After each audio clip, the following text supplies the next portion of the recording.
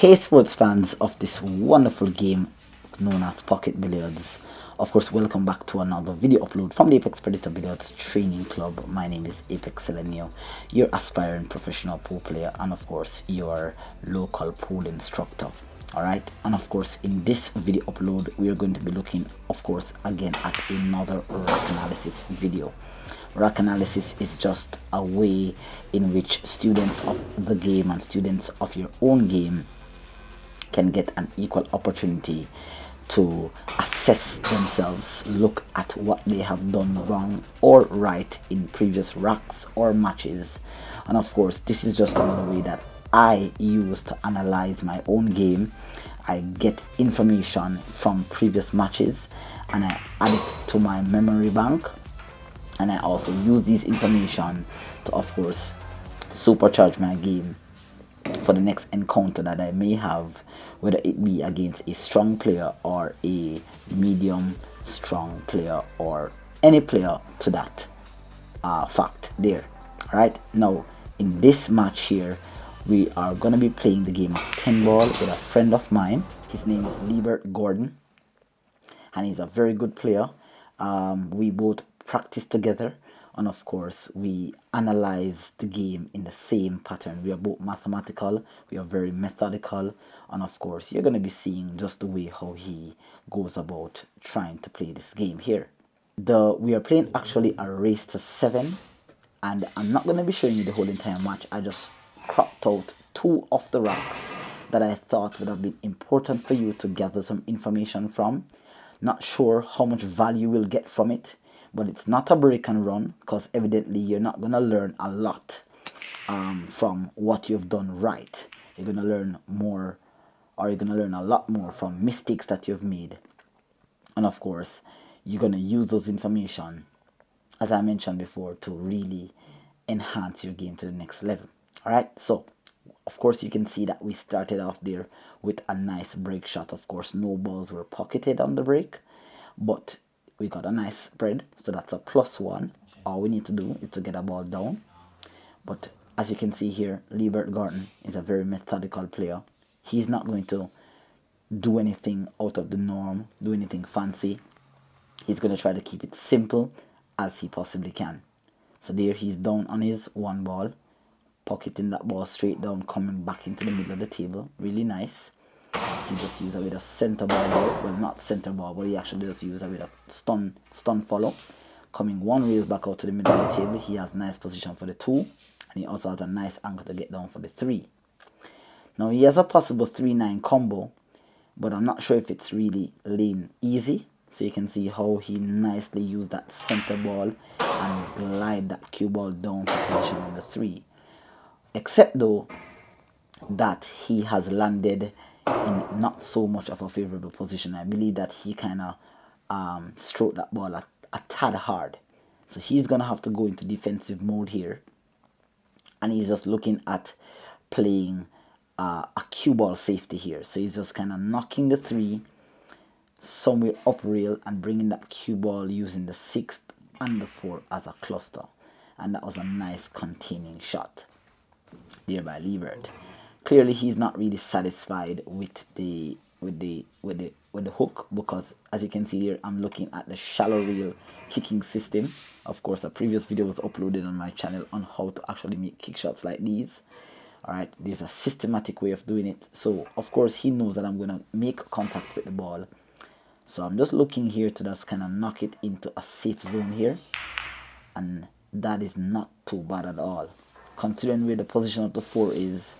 He perhaps have somewhat of a thin cut on the 3. Now these pockets here, of course you'd have seen on previous videos that these pockets are 4-inch pockets, and the table plays a bit slow. The banks are a little bit dead, they're not quick, they're not highly reactive. So even though this looks to be lane easy, it is tougher than it actually appears to be. Now I'm not sure if he actually tried to play that kick safety. I'm not sure if he was trying to cut it, and maybe he actually missed the 3 completely and he got a kick, and fortunately he got a hook. So I'm definitely going to want him to tell me, or he's perhaps going to leave it in the comments as to what he was trying to do there. But I believe he was actually trying to make the cut on the 3. Nevertheless, he got a hook, fortuitous hook. So now I'm kind of lining up the two-rail kick system. Again, everything that I do in my games or my matches, I actually calculate everything. A lot of players, I recently had a comment on my channel that said that, I'm going to post it right here for you, where he stated that during actual tournament play, most persons will not have the time to calculate kick shots or stuff like that. But I'm actually one of those type of players. Because of my mathematical background, I'm able to calculate really quickly, and nothing that I do, I never usually do it without calculating. Sometimes, most of the times I use feel, due to the fact that I oftentimes been practicing most of my kick shots for years, so most of them are kind of subconscious, but for the most part I always tend to calculate everything that I do. Alright, so nice kick shot there on the 3, except I kind of sold out the rock again. Lebert now went down onto the 3, and of course he kind of underdrew the ball. So not sure if he's able to see the 4 ball. I think he kind of went for it. I think he kind of went for that 4.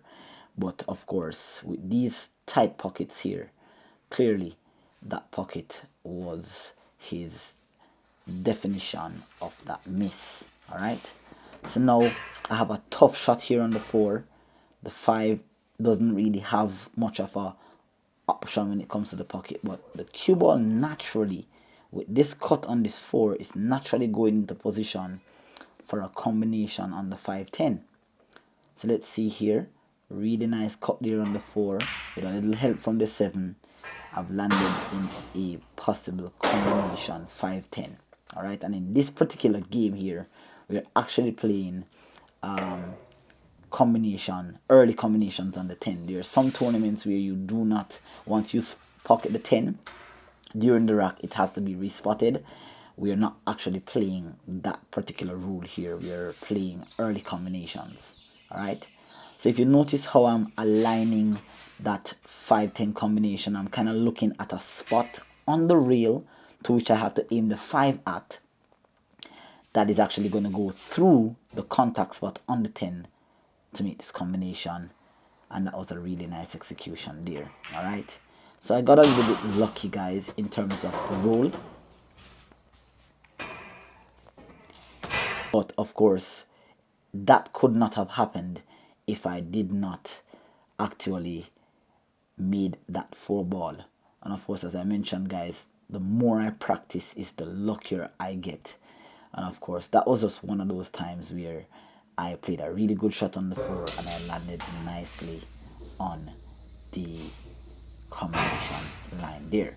So with that said, of course, that gave me a 1 rack lead, and now I'm going to be breaking the final rack here, and we're going to be seeing some nice shots being played, nice pattern being played, or nice position routes being taken here. Let's have a look at this break shot. Really nice. Had a lot of power into that. I got a nice spread. Almost got lucky there in pocket in the 9. Okay, nice spread, but again, no balls were down. It's pretty tough to break on this table because, of course, I have to put more power into the break than what I can actually control to get a good spread. The table looks really fast, but it's not. It's kind of dead. The banks are kind of dead, but it plays good, plays through, but it's just that the speed is lacking. Alright, so here we go. Lebert Gordon already has spotted his positional route. Nice shot there. You can see how slow the table is. He actually wanted to come 1-2 rails into the line, so he wanted to come off that side rail to get into position for the 2, but he has fallen with a bit of distance. He's still okay though, right? And I want you to pay attention to exactly how we are going about running the rack. You know, remember that we are not professional players. We are aspiring to be professional players, but we try our very best to try to play the game the correct way. Here he's kind of just looking at maybe cutting the 3 off the rail off the 9, but it seems as if it's not available, so he's looking at a carom using the Dr. Dave peace sign rule to negotiate the carom onto the 9. So he's just trying to be creative here. did not work out in his favor there. Definitely missed that ball, or missed that carom by a mile. But nevertheless, of course, the game of pool is all about chances, opportunities, and of course, once you get them, you have to take them. So of course, one of my favorite aspects of the game is actually banking. And here you can see I'm using my banking with a rolling cue ball system. Of course, I'm going to place a link in the description, and of course a link right here in the cards. You can see exactly how it is that I execute. You can see that smile on his face there. Of course, it's not a major thing. It's not nothing big, but of course, it's just the execution, the plan of how to, execute shots like these. Of course, a lot of you players here may have had bank shots that weren't easy, and you still miss it. So a little precision, and of course a little system helps to go a long way. So nice position there, passing the middle of the table, getting a nice angle on the 5 to come one rail. You can see that I'm kind of looking at the area that I need to fall in. Okay, so I'm already looking at the path from the 6 to the 7. So now all I'm gonna do, pocket this 5 ball here, one roll with a here of left spin, passing the 10 back out to the middle of the table. Nice position here, right? Nice position. So again, what you're going to be seeing now on this 6 ball is something that typically happens to me, and I'm not certain, guys, if it's because of the table condition, or it's just my mental. Of course, a lot of the times when I get shots like these, I'll make them, but of course, like what you're able to see here, sometimes I'll miss them. And one of the contributing factors is exactly, you can see that turn in my body. I hope you saw that turn. Once I stroke that ball there, you can see that turn in my body. A lot of the times that happens during the stroking motion. And when that happens, that's what usually causes you to shoot the cue ball and it veers off the natural shooting line. So of course, that is a contribution. So as I mentioned to you before, guys, it's not so much about how well I can run a rack. I've run many hundreds, maybe thousands of racks, but I don't learn a lot from those racks. I learn from racks like these, against players, what they do, what I do, and how we get better. So here is another great shot here by Lebert Gordon, straight up the rail. Nice hold on the cue ball, nice position, going 1, 2 rails back over to the same positional zone, getting somewhat of a straight in shot here on the 7. Alright, these shots are not easy. Alright, a lot of the times you're gonna find yourself on a table like this that plays really tough. You're gonna find that you're gonna miss them really close. Okay, so you can see that Lebert is kind of one of those players that he's focused a lot on his mechanics, the way how he strokes the ball, the way how he plays position. He thinks a lot, he analyzes a lot, and of course, as I mentioned in the earlier part of the video, he's a very methodical player. Alright, he uses a lot of systems like I do. Of course, you know that systems are going to be temporary in your game, but for the most part, we have been taking the game serious for the better half of 5 years. So we are just taking our time and getting through and learning as much as we can with the game. So here we go now, Lebert Gordon down on this 8. The 9 ball makes the pocket play a bit bigger. Beautiful shot there, except he has landed a bit heavy on that 10. So he's now a bit jacked up, a little bit concerned. He should be able though to get position, but he definitely would have liked the cue ball to be on either side of that 10. He could have definitely got an easy way to get in position. So he is a bit jacked up here. Easy shot to be made, but he has to get position. Nice attempt there. He was just trying to use a little bit of outside spin there, but of course you can see that grimace on his face when he saw that he didn't really get the spin to take effect. So he has a standard bank here. He's just calling the side, and he's just kind of just using the angle in, angle out system, right? Kind of parallel shifting over there, finding a contact spot. So he just needs to put a good stroke on this ball here, and hopefully he'll be able to deposit this to take an advantage. to tie up the game at 1 apiece. So nice stroke there, except that he went just a little bit long. Just a little bit long there. And he has fell short. Right. But he has left me with a tough cut here on the 10. Cue ball is close to the long rail. Object ball very close to the opposite side rail, or the opposite long rail. These shots are shots that I'm going to be, or these are shots that I've actually worked on. I previously uploaded a video where these shots can be consistently made using the SVB's aiming system, where you aim towards the outside of the edge of the object ball. Of course, I wasn't familiar with the system when I was playing this match, so I'm not going to attribute the miss to the fact that I didn't have the knowledge. That shot, of course, is a shot that I've made in the past, in previous matches. So of course, a little nerve, maybe a little apprehension, maybe a little bit of anxiety, maybe, you know, being a little bit anxious to take that 2-0 lead would have contributed to that horrible miss that you just saw. Alright, now the remaining part of this rack, guys, is just where we're just going to be getting a bit close. As you can see here, he's aligning up the 10. Alright, and he's just going to pausing and stroking. He got a little bit close, but these pockets are small. They are very tight. And for the rest of the rack, guys, it's just going to be some knocking the balls around, trying to get that second rack here. Of course, none of what we're doing here. This is somewhat sort of like a practice match, but there's actually some compensation here on the line.